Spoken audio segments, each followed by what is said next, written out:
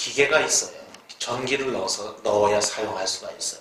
그런데 그 기계는 고장만 안 났다라고 하면 50년이 지나도 전기가 들어가면 움직일까요? 안 움직일까요? 움직입니다. 그런데요, 이러한 거를 뭐라고 하냐면 물리적인 힘을 넣어서 움직이는 거라 그래요.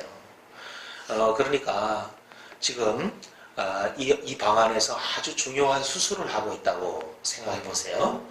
그러면 불이 나가면 어떡하겠어요? 굉장히 위험하죠. 그런데 이 불을 켜는 것도 스위치고 이 불을 끄는 것도 스위치예요. 근데 누구든지 그 스위치에 손을 얹으면 불이 들어오고 스위치에 손을 얹으면 또 불이 나갑니다. 중요한 수술을 하고 있어요. 근데 처음 모르는 아이가 그 스위치에 손을 대면 지금 중요한 수술이기 때문에 불이 나갈까요? 안 나갈까요? 불이 나가죠.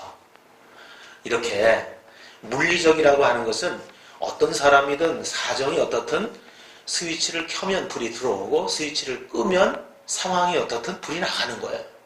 이 불 자체가 지금 중요한 수술인데 거기에 스위치에 손을 댔어? 그러나 네가 끄려고 손을 댔지만 나는 불을 끌 수가 없어. 이렇게 알아서 하지 못해요. 그죠? 예, 이게 기계입니다. 하나님은 우리를 이렇게 기계로 만나기를 원하지 않으셔요. 예, 그래서 하나님은 우리를 인격적으로 만나고 인격적으로 대우하기를 원하시는 것입니다.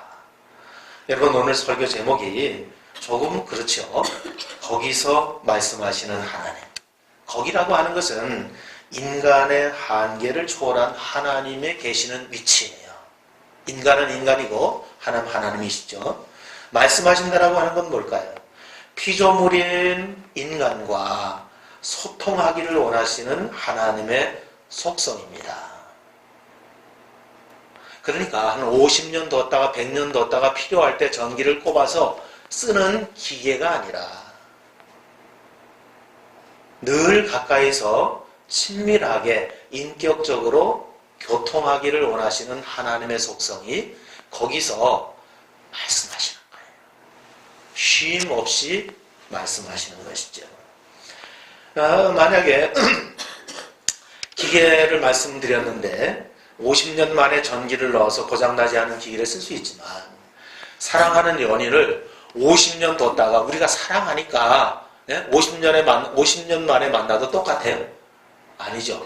이미 그 감정이나 그 느낌이 다 사라지고 모르는 사람이에요. 자기야 만약에 50년 지나서 그러면 깜짝 놀라면서 넌 누구? 아마 그러고 말 거예요. 왜? 50년이라고 하는 시간 동안에 친밀감은 없어졌고요. 소통은 중단됐고요. 그 다음에 모든 사랑에 피어났던 감정들은 다 어떻게 됐어요? 소멸된 것이죠. 그러니까 오늘 하나님께서 당신의 백성으로 부르신 우리를 기계로 취급하지 아니하시고 가까이서 소통하기를 원하시는 그 하나님을 저는 거기서 말씀하시는 하나님 이렇게 표현을 한 것입니다. 이것이 하나님의 우리를 향한 욕심이에요. 거기서 말씀하시는 하나님. 하나님의 인격성이고요. 그 다음에 우리와 교제하기를 원하시고 친밀함을 갖기를 원하시는 하나님의 성품을 우리가 지금 이 제목 가운데서 살펴볼 수가 있습니다. 여러분, 우리가 성찬 예식을 할 때 예수님의 희생당하신 찢기신 살을 떡으로 표현하고 예수님의 흘리신 피를 포도즙으로 표현을 해서 먹고 마시지 않습니까? 이 성찬 예식을 신학자들은요, 그 떡과 포도즙이 우리가 성찬으로 받을 때 실제로 예수님의 살과 피다, 그렇게 살과 피로 변했다, 이런 이론을 가진 이론이 이름 붙여서 화채설 이렇게 얘기합니다. 화했다, 몸으로 변했다는 거죠. 그래서 화채설을 주장하는 교리를 가진 데에는 예수님의 그 살과 피를 성찬을 받고 남은 거는요 절대로 버릴 수가 없어요. 왜? 예수님의 살과 피 어디다 버려요? 그러니까 그것은 이제 그 예식을 집례했던 집례자가 다 먹어야 합니다. 거룩하게. 화채설에 있어요. 또 예수님의 살과 피다라고 생각하면서 기념하는 기념설이 있어요. 또 이것은 예수님의 살과 피는 아니지만 우리가 성찬으로 나눌 때 여기에 영적으로 임재하는 것이다. 그런 영적 임재설 뭐 이런 게 있어요. 그런데 하나님이 예수님의 희생을 기억하면서 이 일을 행하라, 이 일을 행하라 이렇게 말씀하신 것은 그 개념이 중요한 것이 아니고요. 지금 제가 말씀드린 대로 화채설이니 뭐 기념설이니 영적 임재설이니 이러한 이론이 중요한 게 아니고요. 하나님은 나를 먹으라, 나를 마시라, 뭐 하자는 겁니까? 그렇게 가까이서 친밀하고 인격적인 관계로 너희의 생명 속에 내가 뭐예요? 양식으로 먹혀지기를 원한다는 거예요. 안전한 먹거리로 먹혀지기를 원한다는 거예요. 마셔지기를 원한다는 거예요. 그만큼 너희와 뭐예요? 뗄래야 뗄 수 없는 불가분의 관계가 되기를 원한다라고 하는 것이 뭐예요? 그것이 예수님의 성찬을 받는 우리의 모습인 거예요. 얼마나 우리와 가까이 있으며 교제하고 소통하기를 원하시는지 우리는 성찬 예식에서 발견할 수가 있습니다. 자, 하나님께서 천지를 창조하실 때 어땠어요? 창조하다라고 하는 말은 히브리 말로 바라라고 하는 말인데 이 창조는요 정확한 명확한 목적을 세우고 목적대로 만들어졌다. 이게 창조입니다. 하나님은 권능이 있으시니까 그냥 뚝딱 만든 것이 아니라 목적과 필요를 따라서 차근차근 지으신 것입니다. 바로 그것이 하나님의 창조예요. 어찌어찌 만들다 보니까 만들어진 것이 아니라 정확한 청사진을 가지고 에덴 동산을 꾸며가신 하나님의 모습을 성경은 창조라고 말씀하시고 그 하나님을 어떻게 표현했습니까? 하나님의 신이 수면 위에 운행하다 이런 표현을 했어요. 얼핏 이해가 되지 않지만 여기에 운행하다라고 하는 모습은요 독수리가 먹잇감을 찾으며 저 공중에서 아무도 모르게 선회 비행을 하면서 먹잇감을 향하여서 쏜살같이 공격하려고 집중하는 모습, 그것이 바로 신이 운행하라 이러한 표현과 같은 느낌입니다. 그래서 우리의 기쁨을 위하여서 독수리가 선회하며 목표물을 향하는 것처럼 온갖 신경을 집중하시는 모습이 뭐냐? 바로 운행하시다. 바로 그런 말씀입니다. 이러한 에덴의 창조를 두고 보시기에 좋았더라. 이렇게 성경은 표현하지 않습니까? 작업의 완성도가 훌륭해서 좋았다라가 아니라 하나님께서 에덴 동산을 창설하신 목적 때문에 좋았더라. 이렇게 말씀하신 거예요. 인간에게 에덴 동산을 선물하신 것입니다. 여러분 그렇게 만드신 이유가 뭘까요? 바로 생기를 불어넣으시고 그리고 삼위일체 하나님께서 우리의 형상대로 지어라고 말씀하신 것은 인격적으로 사귀고 친밀한 관계를 위하여서 특별하게 창조된 바로 그것을 강조하기 위해서 말씀하신 것입니다. 그러니까 늘 아담과 함께 계시고 그리고 동산의 모든 지어진 생물들의 이름을 아담과 함께 짓는 장명놀이를 에덴 동산에서 하셨어요. 하나님 지루하지도 외롭지도 그리고 우리의 형상대로 만들자 했으니 수준이 안 맞아서 소통이 안 되는 그런 고민도 없었습니다. 아담이 하와를 요청한 것이 아니라 하나님께서 배려하셔서 아담의 배필로 하와를 만드시고 또 그들도 인간 스스로 늘 함께 다니면서 교통하고 소통할 수 있도록 하와를 만드신 거예요. 하나님과 아담과 하와 사이의 관계의 기반은 뭡니까?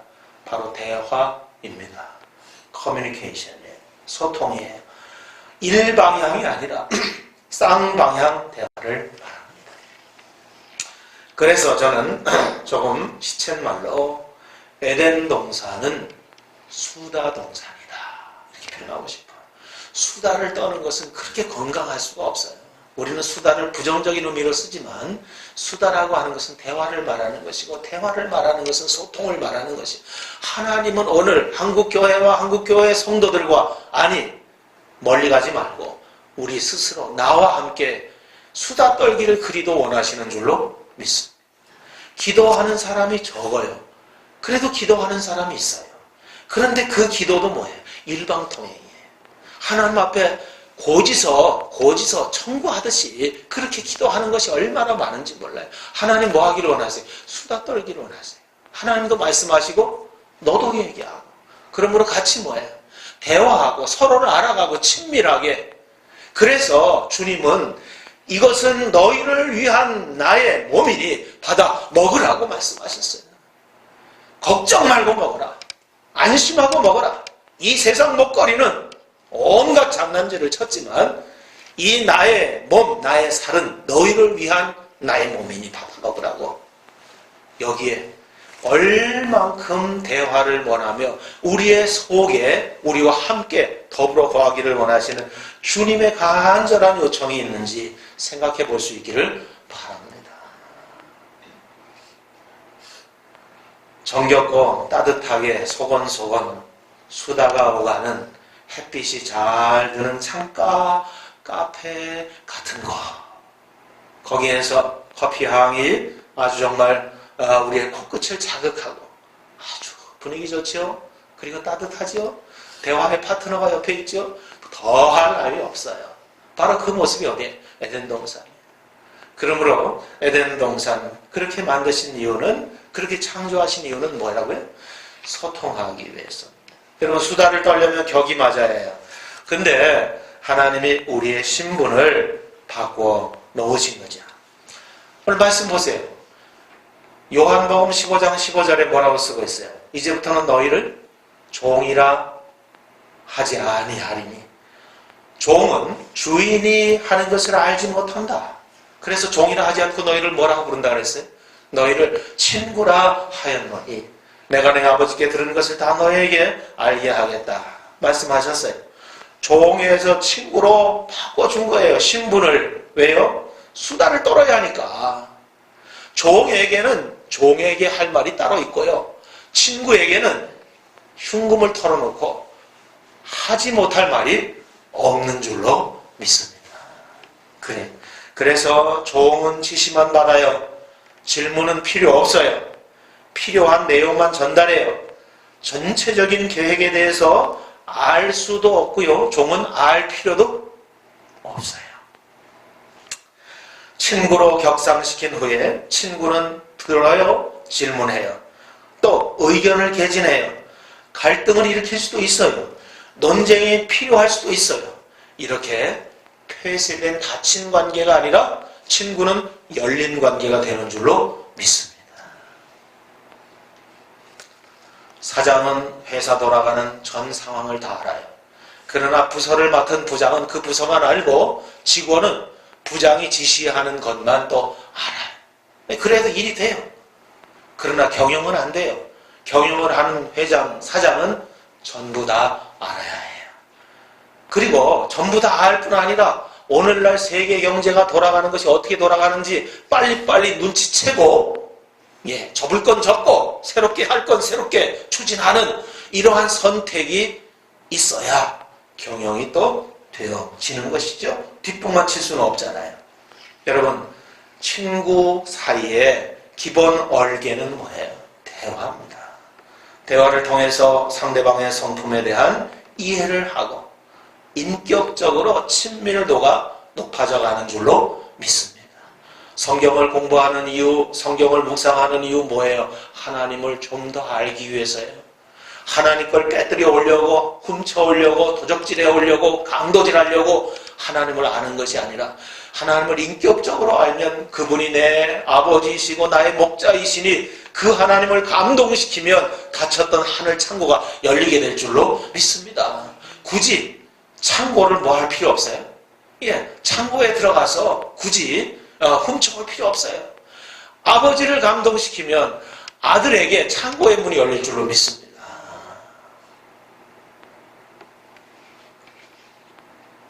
오늘 요한복음 10장 27절 말씀 보면 내 양은 내 음성을 어떻게 한다 그랬어요? 들으며 나는 그들을 알고 그들은 나를 어떻게 한다고요? 따른다 라고 말씀했어요. 여러분 이 말씀에 어떤 신학적인 해석이 필요해요? 신령한 무슨 계시가 필요해요? 아니에요. 목자이신 주님, 목자는 양을 부르고 양은 목자의 음성을 듣는다는 사실만 이 말씀 가운데 존재하는 것입니다. 어려워요? 어렵지 않아요. 누구든지 그분의 양이면 그분의 음성을 듣습니다. 특별한 사람의 특권이 아니라 바로 오늘 예배하는 나를 향한 하나님의 계획인 줄로 믿습니다. 나를 향한 하나님의 계획이에요. 하나님은 오늘 침묵하지 아니하시고 거기서 오늘도 친히 말씀하십니다. 친히 직접 나를 만나 대화하기를 원하시는 줄로 믿습니다. 여러분 고상한 기도문이 필요한 것이 아니라 그 하나님과 친밀함이 필요합니다. 구면이 되는 것이 필요합니다. 인격적이 되는 것이 필요합니다. 여러분 내가 어떤 유명한 사람의 뒷조사를 해서 그 사람을 연구하고 논문을 한 거 써도 길에서 그분을 만나서 나 당신 잘합니다. 어유 안녕하세요. 그러면 그분이 감동할까요? 뭐라고 할까요? 누구세요? 전화하세요? 사람을 잘못 보셨나요? 여러분 그렇게 논문 쓸 필요 없어요.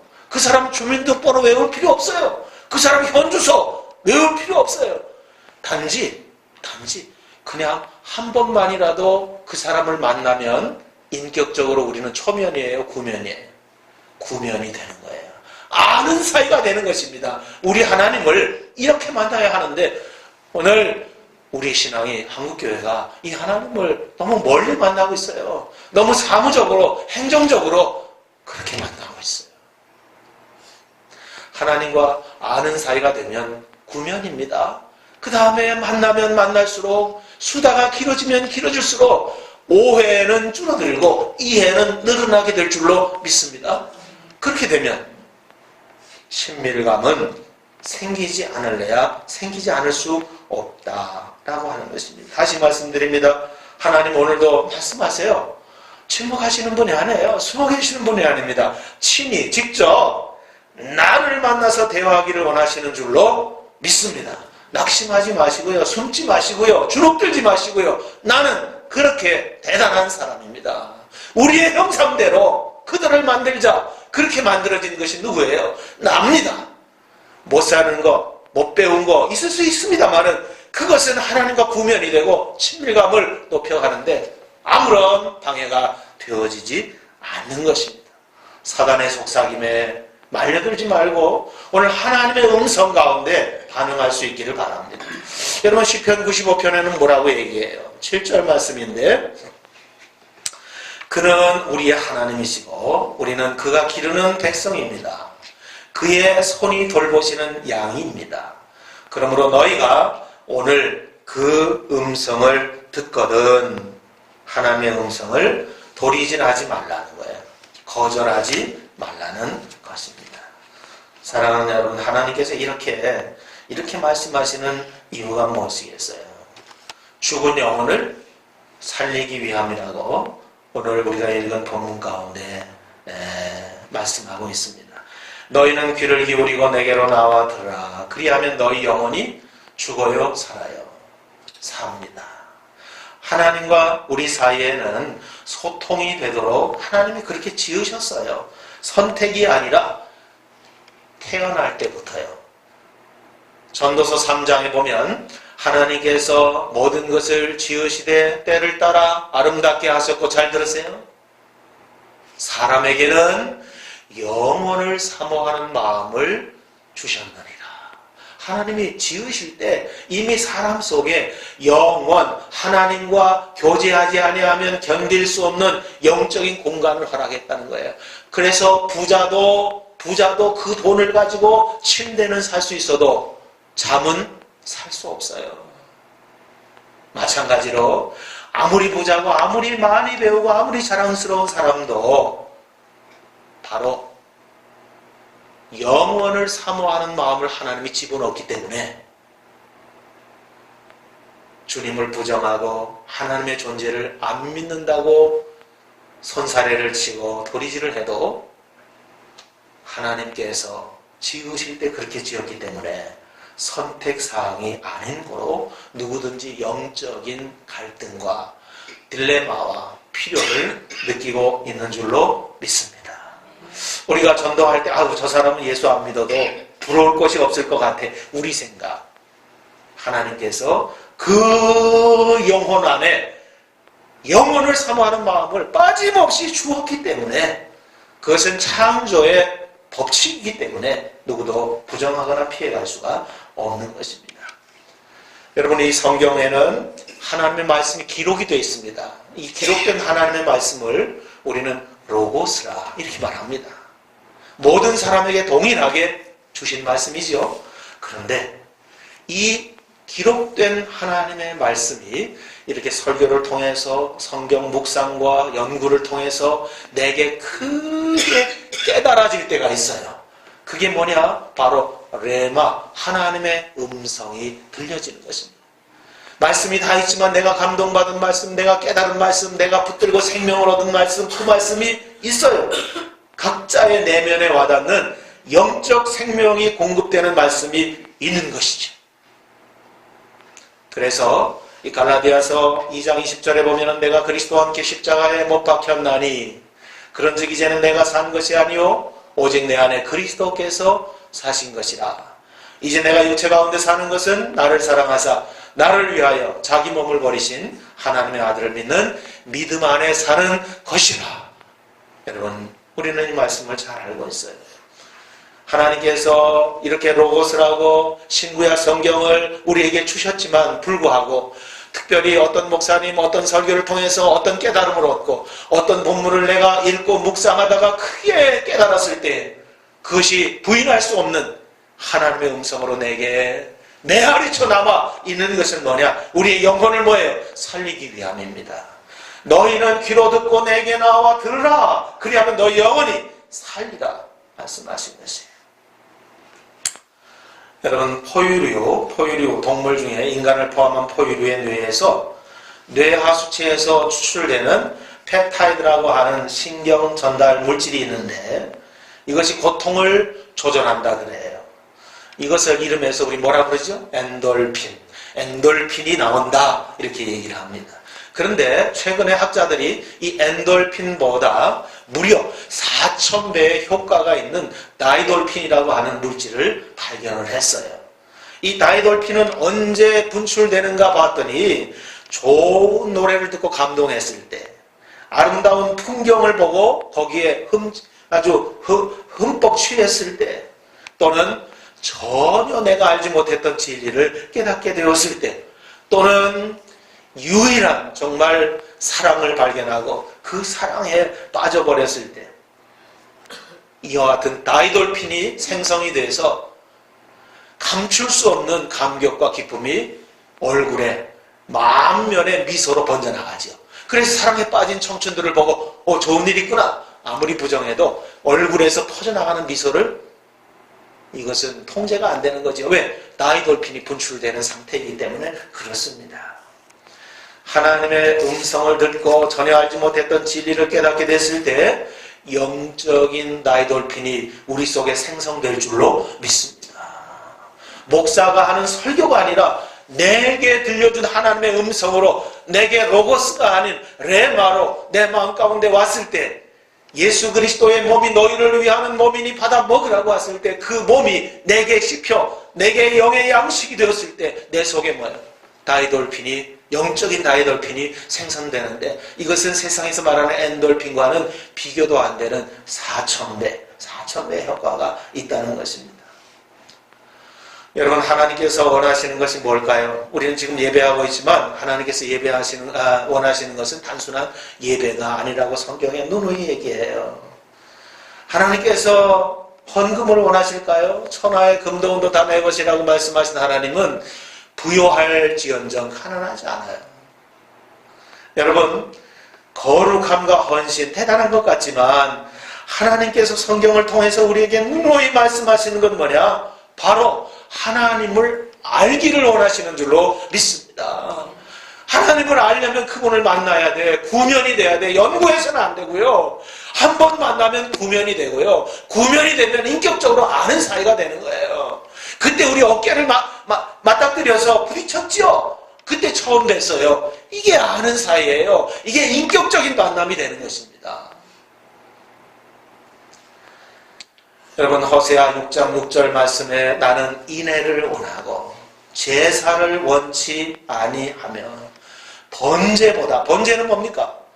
남은 거 하나도 없이 모두 다 불에 살라서 연기로 하나님 앞에 드리는 아주 대단한 제사 아닙니까? 그 번제보다 하나님을 아는 것을, 나를 아는 것을 뭐야? 원하노라. 이것이 하나님의 간절한 욕심이며 우리를 향한 초대인 줄로 믿습니다. 여러분, 신약 성경에도 이와 같은 표현이 있어요. 영생은, 요한복음 17장 3절입니다. 보세요. 영생은 곧 유일하신 참 하나님과 그가 보내신 자 예수 그리스도를 어떻게 하는 거예요? 아는 거예요. 영생이 대단한 것이 아니라 유일하신 하나님, 그리고 그 하나님이 보낸 예수 그리스도, 그분에 대해서 아는 거예요. 안다라고 하는 건 뭡니까? 부부가 부부 생활을 할 때 아는 것. 온몸에 실오라기 하나 걸치지 아니하고 그렇게 부부가 동침을 해도 부끄럽지 아니한 것, 속속들이 겉과 속을 다 아는 것, 바로 그것이 뭐예요? 그게 아는 것입니다. 영생은 유일하신 하나님을 그렇게 아는 것이에요. 그분이 보내신 예수 그리스도를 아는 것입니다. 이것이 하나님께서 원하시는 거예요. 하나님을 아는 것, 바로 인격적인 관계와 친밀감을 말하는 것입니다. 일방적인 주장이 아니라 대화를 통해서 말씀하시고 서로를 알아가기를 원하시고 친밀감이 높여지기를 원하시는 바로 그러한 하나님의 우리를 향한 욕심입니다. 말씀하시는 하나님 뿐만 아니라 우리의 작은 신음에도 귀를 기울이신 하나님, 어디서든지 언제든지 소통이 가능하고 교감이 가능하고 친밀감을 높여갈 수 있는 줄로 믿습니다. 사랑하는 여러분, 오늘 하나님께서 그렇게 말씀하시는 큰 이유가 또 뭘까요? 내가 누구인지를 알게 하려고. 여러분, 우리의 정체성을 확립시키기 위해서예요. 오늘 성경이 뭐라고 말하냐면 너는 나의 보배로운 백성이라고 말합니다. 1등이라서가 아니에요. 예뻐서가 아니에요. 핸섬해서가 아니에요. 너는 나의 보배로운 존재, 보배로운 백성이라고 하나님 말씀하세요. 보배로 여기는 중요하고 가치 있는 존재. 여러분, 나는 나를 그렇게 생각하지 않지만 하나님은 나를 그렇게 생각해요. 하나님이 그렇게 생각하는 나를 나도 그렇게 생각할 수 있는 용기와 겸손함이 있기를 바랍니다. 하나님, 나 한 달 벌이가 얼마인 줄 아세요? 하나님, 나 가방끈이 얼마나 짧은 줄 아세요? 하나님, 나 종합병원이야 병들이 얼마나 많은지 알아요? 하나님, 나는 말도 잘 못하고요. 하나님, 나는 누구를 설득도 잘 못하고요. 다 맞는 말이라도 하나님 뭐라고 말씀하세요? 너는 나에게 보물로서 중요하고 가치 있어 라고 말할 때 여러분, 부족하고 창피하고 쥐구멍이라도 있으면 찾아들 만큼 그렇지라도 도리질하지 마시기를 바랍니다. 하나님의 선언 앞에서 토달지 마시기를 바랍니다. 하나님이 그렇게 여기시면 나는 뭐예요? 나 스스로 부족하지만 그런 거예요. 사랑하는 여러분, 자녀의 자존감을 높이려고 하나님은 계속해서 말씀하십니다. 원수의 목전에서 내게 상을 차려주신다고 말씀하세요. 사랑하는 여러분, 원수가 우리를 무너뜨리려고 이리와 늑대처럼 내 앞에 있는데 그때 나의 앞에서 밥상을 차리시고 둘러앉게 하셨어요. 하나님의 밥상에 둘러앉으면 뭐가 돼요? 종이 아니라 하나님의 자녀요, 가족이 되는 줄로 믿습니다. 원수의 목전에서 내게 상을 차려주신 것은 무슨 뜻이냐 하면은 이는 나의 자녀이니 이는 나의 아들이고 딸이니 함부로 하지 마라 하는 하나님의 엄포입니다. 하나님의 경고입니다. 그래서 원수의 목전에서 우리를 부끄럽게 아니하시고 우리를 창피하게 아니하시고 상을 차려주셨는데 그것이 우등상이 아니라 밥상인 거 얼마나 감사합니까? 사랑하는 여러분, 그러므로 오늘 성경도 이렇게 말합니다. 신명기 26장 19절에 보세요. 그런즉 여호와께서 너를 그 지으신 모든 민족 위에 뛰어나게 하사 모아 찬송과 명예와 영광을 삼으시고. 누구예요? 이 장본인이 저와 여러분 우리입니다. 그리고 말씀하세요. 머리가 되고 꼬리가 되지 않게 하시며 위에만 있고 아래에 있지 않게 하시리니, 이 말씀을 말씀대로 믿어야 할 텐데 자꾸 하나님을 봐야 하는데 나를 보니까, 주님을 바라보면 베드로가 바다 위를 걸었는데 자기를 바라보고 바다 위에 서 있는 것을 느끼고 확인하는 순간 어떻게 됐어요? 걷던 베드로가 물에 빠져들게 됐어요. 주님 바라보면 바다 위도 설 수 있고 걸을 수 있었는데 나를 바라보면 내가 어떻게 돼요? 빠져가요. 우리의 신앙이 뭡니까? 나 바라보고 한숨 짓는 것이 아니라 주님 바라보고 걷기도 하고 감당 못할 일들을 감당하기도 하는 것인 줄로 믿습니다. 사랑하는 여러분, 오늘 그래서 오늘 이렇게 말씀하세요. 이 말씀 후반부를 보세요. 그가 말씀하신 대로 너를 네 하나님 여호와의 뭐가 되게 하려고? 성민이 되게 하려고. 그래서 우리가 하나님 백성이기에 하나님께서 우리의 정체성을 확립하라고, 자존감을 높이라고 그렇게 수다스러울 만큼 침묵하지 아니하시고 말씀하시는 줄로 믿습니다. 기도하시고 주의 음성을 들으시고, 들으려고 귀를 열면 처음에는 약하게 들리지만 점점 강하게 들리고, 처음에는 애매하게 들리지만 뚜렷하고 분명하게 들리고, 그렇게 하나님과 소통하는 하나님의 사람이 될 수가 있는 것이지요. 여러분, 우리에게 말씀하시는 까닭의 마무리는 능력 있는 삶을 살게 하시려고 그러는 것입니다. 여러분, 능력 우린 다 좋아하지만 능력은 거룩입니다. 거룩이라고 하는 것은요, 다른 것과 구별됨이 물론이지만 이 거룩이라고 하는 것은 단순히 너와 다른 나를 거룩이라고 말하지 아니하고 하나님을 위하여 내가 드려질 때 바로 그 구별이 거룩인 줄로 믿습니다. 사랑하는 여러분, 오늘날 포스트 모더니즘 세상입니다. 무조건 남과 다르게 독특하고 멋진 삶을 꾸려가려고 사람들이 차별화를 시도합니다. 그런데 여러분, 하나님 말씀하세요. 내 말을 들으라. 하나님 말씀 듣고 따르지 아니하면 아무 꺼리낌 없이 우리는 세상 물결 가운데 휩쓸려 떠내려 갈 수밖에 없어요. 세상의 가치와 기준에 그냥 나를 내줄 수밖에 없습니다. 거룩한 삶, 세상과 다른 삶, 하나님을 위하여 구별된 삶을 말씀하는 것입니다. 왜? 능력 있는 삶을 위하여서요. 바로 그것이 거룩인데, 그 거룩은 우리가 세상에 있지 아니하고 교회에 있다, 이거 아닙니다. 하나님을 위하는 것과 교회에 있는 것은 좀 달라요. 예배하는 것, 그 중에서도 하나님을 위하는 것, 이것은 좀 달라요. 거룩은 뭘까요? 구별, 그 다음에 뭐예요? 하나님을 위한 용도로 내가 구별되었을 때 그것이 바로 거룩인 줄로 믿습니다.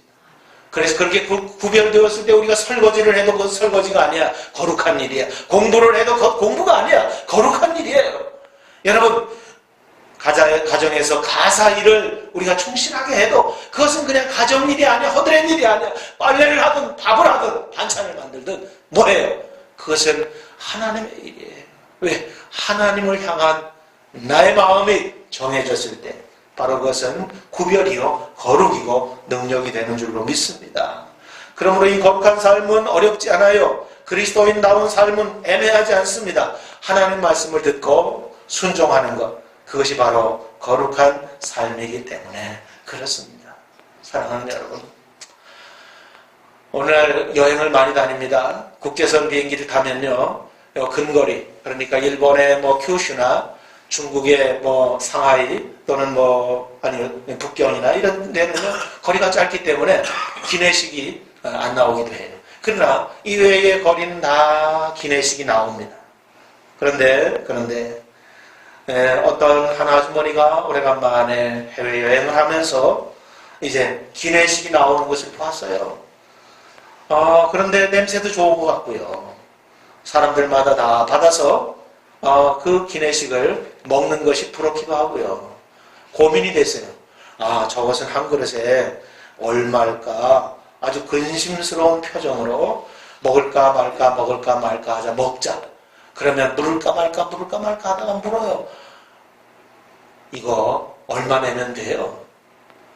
여러분, 우리 지금 웃잖아요. 그런데 우리의 신앙생활 가운데 이런 일이 너무 많아요. 하나님께서 우리에게 항공권을 주어서 하나님의 그 비행기에 탑승하게 하고 온갖 기내 서비스를 다 제공하는데 그 하나하나에 대해서 불안하기 짝이 없어요. 이건 먹어도 될까? 돈 얼마를 내야 될까? 아니요. 요금에 다 지불이 되어 있습니다. 항공권에 다 그 자격이 주어져 있습니다. 오늘 이렇게 누리는 신앙생활이 되어야 할 텐데 그리하지 못하는 건 뭘까요? 하나님에 대해서 너무 몰라. 아버지에 대해서, 목자이신 그분에 대해서 너무 몰라. 여러분, 그 하나님에 대해 귀를 쫑긋 세우고 그분의 말씀을 듣고 그리고 대화를, 수다를 시작할 수 있기를 바라고요.